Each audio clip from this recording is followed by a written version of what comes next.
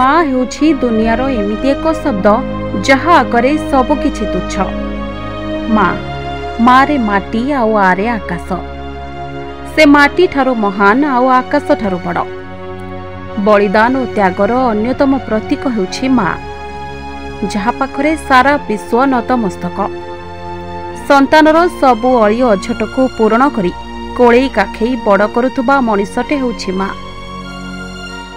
पिलाटी जेतेबेले जन्म निये प्रथमे ता पाटिरू जो शब्द बाहरी थाए ताहा हेउछि माँ। संतानर हाथ धरी चाली शिखाइबा ठारू आरंभ करी देह खराब हेले राति अनिद्रा रही पिलार सबु विपदरे से आगरे रही थाए। केते दिन राति एमिति न खाई न पी निज पिला पाई आहार जोगाई थाए। निज पेटरू काटी संतानर पेट भरी थाए। पिलाकू काहार नजर पड़िबा आगरू निजर पणत कानी रे खोड़ाई दिए। निज पाखरे हजार दुख जंत्रणा थिले भी से सबको पिलार मुहकू चाही हसी हसी सही जाए। सेथिपाई तो माँ स्नेहमयी, धैर्यशीला आउ प्रेरणादायी। माँ बिना ए दुनिया अंधकार।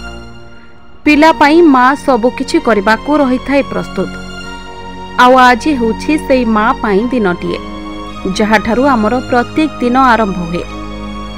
विश्व मातृ दिवस रे एही भली माँ मानकू मातृ दिवसर अनेक अनेक शुभेच्छा।